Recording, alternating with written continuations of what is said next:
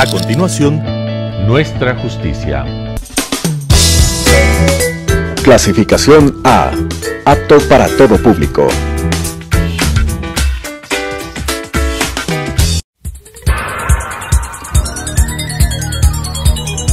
Las opiniones vertidas en este espacio por la producción y dirección del programa son de exclusiva responsabilidad de sus autores y de quienes intervienen en ellos.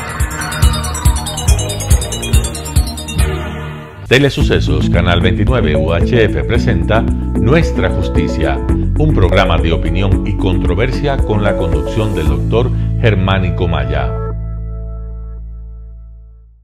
Qué gusto nuevamente encontrarme en este programa, ahora con un distinguido jurisconsulto, admirable juez de la República, pionero en sistemas de comunicación y publicidad de los sistemas de transmisión de audiencias y procesos de juzgamiento en el área penal, que quiero que conjuntamente con quien les habla conversemos respecto a la problemática judicial. Veamos con él puntos críticos, pero más que nada advirtamos con él que existen soluciones y que existen caminos para poder dejar este pozo en el que se encuentra la administración de justicia en el Ecuador. Señores televidentes, para mí es un honor contar en este set con el doctor Telmo Molina Cáceres. Doctor Molina, muy buenos días. Qué placer tenerle conmigo aquí. Gracias, doctor Maya, gracias al público que nos escucha, aquí dispuesto a aportar al mejoramiento de la Administración de Justicia. Doctor Molina, repito, ha sido el pionero en utilizar las plataformas telemáticas para dar o cumplir con el principio de publicidad que en la Constitución, en la Ley Orgánica de la Función Judicial, se establecen como principios prioritarios para que la difusión del sistema de administración de justicia permita a la ciudadanía en general conocer cómo, en este caso, se juzga a una persona que se haya procesado, cuál es el mecanismo para establecer su responsabilidad o inocencia y la forma en la que se establecen sanciones para él. Este paso, Telmo, ha sido verdaderamente gigante dentro del sistema de administración pública. Y todos quienes estamos inmersos en el proceso o en el sistema judicial, valoramos muchísimo esta iniciativa de su parte. ¿Por qué? Esto, que es difundido, respaldado y autorizado por nuestras leyes, no se permite en las demás judicaturas y cortes del país. Deme su impresión. A ver, yo creo que el problema principal del por qué este modelo de justicia transparente no se ha logrado replicar es porque existe una resistencia al cambio por parte de autoridades y de personal jurisdiccional. Hemos estado acostumbrados a una justicia oscura, a una justicia que se administra tras bastidores, a una justicia en la cual los jueces, fiscales, defensores realizan las audiencias en las llamadas salas de audiencias públicas, ¿no? Pero en la que realmente no existe público, en que están solamente las partes procesales y el juez y nadie observa su actuación. Entonces, la posibilidad de que en esos espacios no públicos, ¿sí?, se realicen irregularidades o se realicen prácticas que están afectando el real derecho y la ley, ¿sí?, y yo considero que las personas lo que buscan es evitar que ese tipo de prácticas se descubran.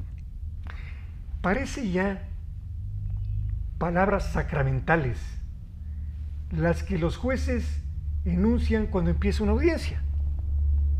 Se prohíbe grabar, se prohíbe el difundir más tarde estas audiencias. Para eso se dice, la sala tiene un sistema de grabación audio y video al que pueden recurrir las partes en el evento de necesitar tales grabaciones. ¿Es eso suficiente? No, yo creo que esas son prácticas que realmente se legislaron, ¿no? Porque yo creo que a veces sucede que se legisla sobre las intenciones de un cierto sector, no sobre lo que le beneficia a la sociedad en su conjunto. Entonces, las partes procesales deberían tener un acceso inmediato al contenido de las audiencias. No tienen por qué realmente solicitarle al juez o solicitarle al secretario una copia, porque habrá casos en que el cliente no puede asistir a una audiencia, pero quiere saber qué sucedió. Claro, de hecho yo he visto en sus audiencias conectadas a 200, 300 personas, ¿no? Así es. Y eso es muy importante porque los abogados aprendemos de cómo debemos litigar, aprendemos también técnicas de litigación, sobre todo de el interrogatorio a los testigos que se presentan, pero más que nada podemos constatar la rectitud de procedimientos del juez, pues. Que eso es muy importante. Así es. Su imparcialidad, la imparcialidad del juez se le nota desde su mirada en un proceso. Lo que pasa es que cuando tú te ves realizando una audiencia frente a cientos de personas, yo creo que la calidad de la justicia mejora. ¿Por qué? Porque uno se ve demandado por una sociedad que le está observando, ¿sí? Porque igual sucede con el abogado, igual sucede con el fiscal, con todos los actores. Porque muchas veces, y esa es un poco la idea yo que quería transmitir, el usuario recibe la información de lo que sucede en una audiencia por un intermedio de su abogado o del fiscal, ¿sí? Y esa es la información que llega a los medios de comunicación. No lo que pasó realmente en la audiencia, ni qué es lo que decidió el juez realmente en la audiencia. Pero entonces se recomienda 100% la publicidad 100%. absoluta de toda la diligencia. De toda la audiencia. Es que la audiencia es pública por principio. Pero ¿por qué entonces no se da? ¿Cuál es la idea? ¿Por qué el Consejo de la Judicatura se esmera en instruir a los jueces de que las audiencias no pueden ser grabadas, repito, que no pueden ser reproducidas? ¿Por qué razón? A ver, lo que sucede, que hay una norma, obviamente, ¿no? Una norma que dice que solamente se podrá grabar por los equipos del Consejo de la Judicatura. Pero eso es evitar la publicidad precisamente del sistema de justicia. Ahora, si es que el Consejo de la Judicatura quiere dar este salto cualitativo en la administración de justicia, lo que necesita es hacer una inversión mínima realmente en equipos. Sí, y yo he realizado, digamos, una inversión privada para poder más o menos testear y costear cuáles los equipos mínimos que se requieren para poder hacer una transmisión de una audiencia. Algo que se parecería imposible, ¿no? En el contexto en el que nosotros nos desenvolvemos. En otras jurisdicciones de otros países ya se realiza de una manera cotidiana. Así es. Sí, si nosotros vemos la justicia en Colombia, la justicia en México, la justicia en Perú, realmente existe una difusión amplísima de las audiencias. ¿Cuál ha sido la diferencia más notoria que usted ha encontrado entre su desempeño y el desempeño de las partes procesales en una audiencia de las que usted difunde a aquellas que tenía antes de que se produzca tal difusión o publicidad a través de estos medios? Bueno, a ver, yo creo que la principal diferencia es que las partes procesales, ¿sí? Tienden a tener mayor profesionalismo al momento de que se ven involucrados en una audiencia pública. Supone mayor preparación. Supone mayor preparación, supone una mejor comunicación. Mayor calidad. Mayor claridad. Y calidad, ¿no? de la información que se transmite. ¿Sí? Además está siendo el abogado observado también por sus clientes. ¿Sí? Porque los clientes muchas veces, como les digo, reciben información que puede ser sesgada. Claro. Y dicen, no, es que el juez no me dio la razón porque el juez está pagado o le compró la otra parte. Claro. Pero cuando tú ves que realmente en la audiencia sucedió otra cosa. Claro. Y eso le hace al juez mejorar también la forma de dirección de la audiencia. Le hace mejorar también la calidad de su decisión desde el punto de vista de la comprensibilidad que se le da a la sociedad. Porque no puedes tú ser un juez muy técnico y solo limitarte a recitar ciertas normativas y algún argumento un poco complejo con palabras en latín para dar una decisión A o B. Tú tienes que utilizar un lenguaje claro, un lenguaje comprensible. Entonces, todo eso hace que la justicia se reinvente. Así es. Es que muchas veces son tan oscuros los fallos que curiosamente un distinguido abogado, ya fallecido hace varios años, decía que recibió una sentencia de la Corte en términos tan técnicos, pero tan técnicos, que pidió una aclaración y ampliación de la sentencia que había recibido. Y les dijo: señores miembros de la sala en ese entonces, quisiera que me expliquen si gané, empaté o perdí el juicio, porque no entiendo nada. Y es que muchas veces se escuda el juez en esa terminología técnica para esconder sobre todo su falta de raciocinio, su falta de análisis, su falta de motivación, como dice la Corte Constitucional en un fallo, ¿verdad? Totalmente, totalmente. Existen fallos en los cuales hay apariencia de motivación, ¿sí? Porque se cree que la motivación son 50 páginas de sentencia. Exacto. Ya, y esas 50 páginas de sentencia, tal vez 40 están llenas de información que no aporta en nada valor a la decisión, ¿sí? Y son otras 10 páginas de información, digamos, sobre cuáles son las partes, cuáles tal vez algunos cuestiones de estilo nada más de la sentencia, de la estructura de la sentencia, pero la parte en que el juez hace su argumento decisivo, tal vez es una página, tal vez es una página o página y media, ¿ya? Y realmente no existe una motivación suficiente que le permita a las partes de entender el por qué ganó o el por qué perdió. Claro. Esto que Telmo dice y nos expone con absoluta claridad, verdaderamente es uno de los factores de corrupción en la justicia.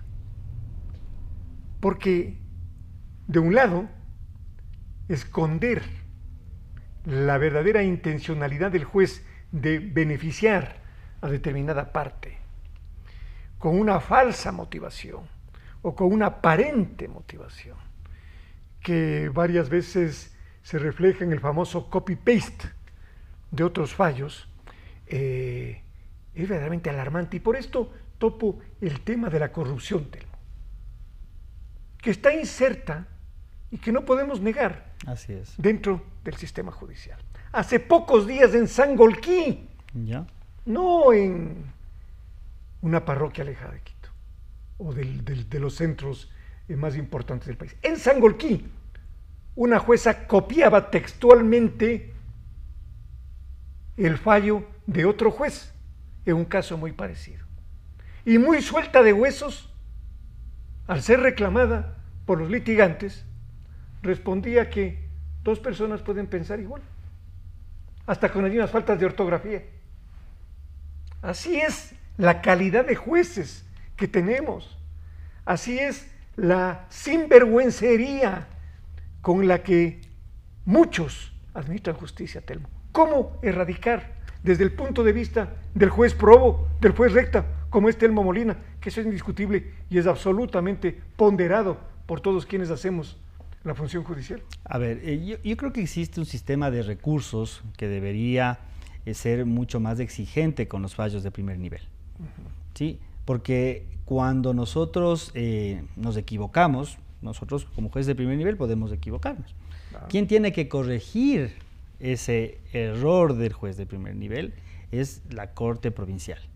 Ahora, si la Corte Provincial tampoco corrige esos errores y perpetúa esa forma de administración y justicia, no sanciona a quien ha cometido, y no sanciona ese tipo de faltas, realmente estamos nosotros promoviendo conductas que están afectando a la credibilidad de la justicia y están afectando a la calidad de la justicia y en general están afectando a la sociedad en su conjunto, porque si no existe, digamos, por parte de los ciudadanos una confianza en que la administración de justicia hace su trabajo no a favor de determinados intereses, sino realmente a favor del Estado de Derecho, de la ley. Claro.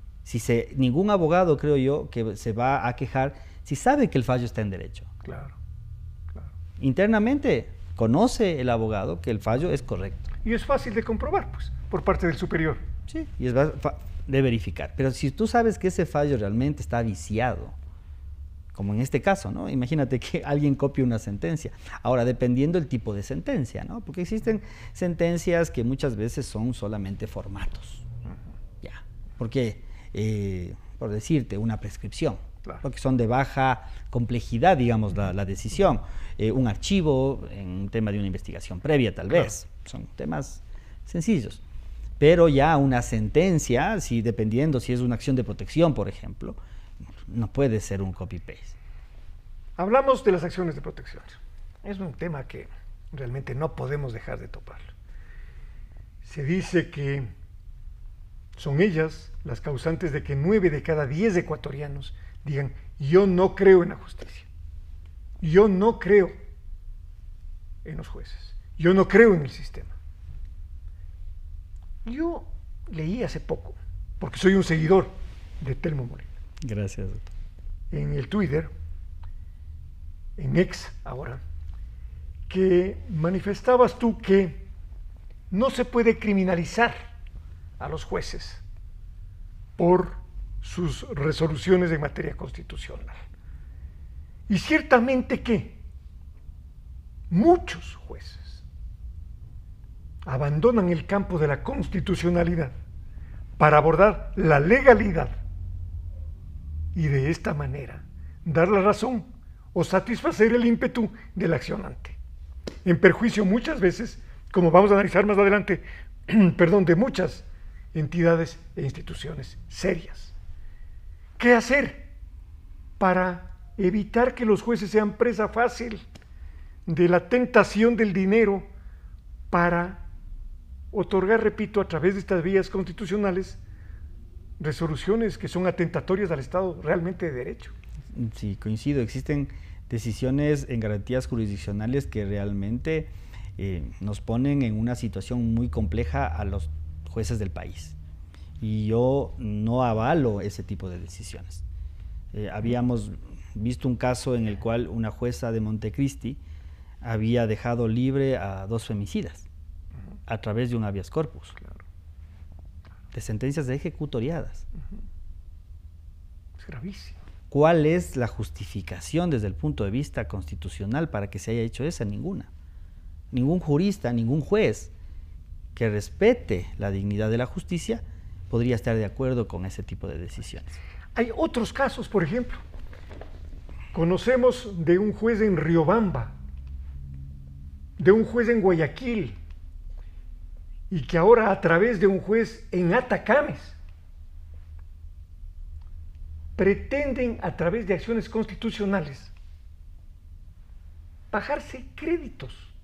Es decir, que a través de estas acciones se establezca que los accionantes no deben dinero a una institución bancaria, en este caso a un banco con capital público, pese a estar inserto dentro del sistema privado. Esto es una cosa insólita. Ahora, un señor se bajó, un ex asambleísta, $40 millones, o 30 millones, tal vez estoy exagerando, pero es posible que esto ocurra. Mira, y este juez no merezca una sanción ejemplar. Ahora, yo creo que es importante para evitar o minimizar los riesgos que hay a través de las acciones de protección, que nosotros tenemos que fortalecer la independencia judicial del juez. ¿Ya? Y la independencia judicial entendida como esa fortaleza propia que tiene el juez para evitar cualquier tipo de influencia externa, sea política, sea económica o de cualquier otro tipo. Entonces, ¿cómo vaya a fortalecer la independencia de ese juez? ¿Cómo yo voy a evitar que ese juez sea contaminado por intereses para que decida A o B? Por ejemplo, ya. ¿Cuál podría ser una solución? Ya, una de las soluciones que yo considero fundamental es la transparencia en las actuaciones judiciales. Principio de publicidad. El principio de publicidad es una forma de tratar de detener ese tipo de prácticas. ¿Por qué? Porque se van a ver expuestos ante la sociedad. Perfecto. ¿sí? Entonces, ya tenemos una primera exposición pública de esas audiencias. En ese sentido, todas las audiencias de garantías jurisdiccionales deben ser obligatoriamente públicas. Perfecto.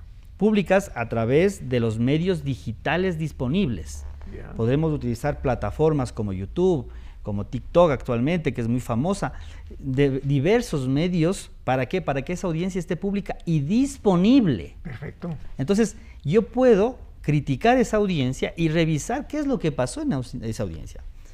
Voy a también saber quiénes son los abogados que actuaron ahí. Porque hay que ver una cosa. También existe una gran complicidad de esto, de un sector de la abogacía. Desde luego, desde luego. De un sector de la abogacía que lucra de este tipo de sistemas.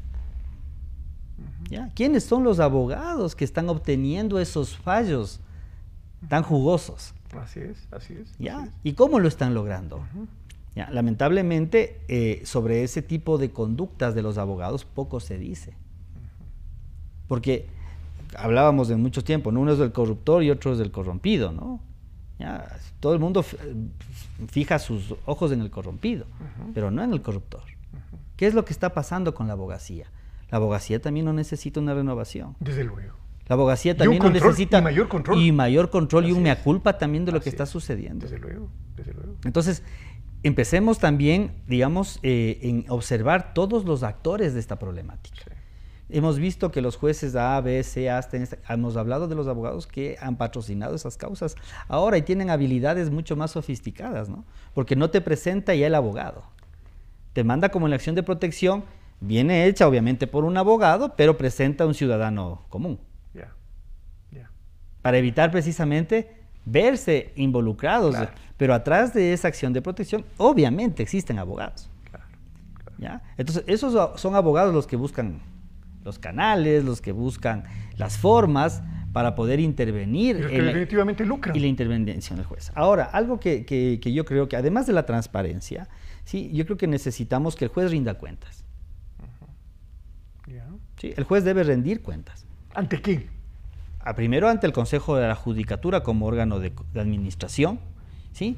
Y también puedo hacerlo de manera pública, ante la sociedad. Yo como juez, por ejemplo, yo puedo al año presentar mis cifras y puedo decir, yo soy un juez que he conocido 50 acciones de protección, 300 juicios penales, 400, y esto así he decidido en cada uno de ellos. Para que la sociedad tenga mi carta de presentación de quién es el juez. Para que no se diga, es que el juez A es un buen juez, pero ¿en base a qué? ¿Tienen los jueces, y ya que topamos este tema, control por parte del Consejo de la Judicatura respecto de sus actuaciones cualitativamente analizadas, sobre todo en temas constitucionales, en garantías constitucionales? ¿O están a su libre albedrío y desempeño? Lo que pasa que es algo que se debe hacer de una manera técnica y no sé si es que hayan esas capacidades en el Consejo de la Judicatura. ¿Por qué? Porque cuando nosotros vamos a hacer un análisis cualitativo, se puede de alguna manera entender como una forma indirecta de controlar las decisiones del juez. Perfecto. De afectar su independencia judicial y es que podría es tan sensible, ser, ¿no? es muy Tan sensible, sensible. exacto, es muy sensible y podría de alguna manera utilizarse también para eso. Gracias, Telmo. Gracias, Telmo. Señores, señoras, hemos tratado con Telmo Molina de analizar, dar sugerencias y establecer problemáticas dentro del sistema judicial. Yo quiero comprometerle a Telmo para tenerle nuevamente en este programa, porque continuar en este apasionante mundo de la justicia, analizando y dando soluciones, es un deber primordial de todos quienes estamos inmersos en el mismo. Muchísimas gracias por su atención y repito, gracias, Telmo, nuevamente por estar aquí. Gracias, doctor.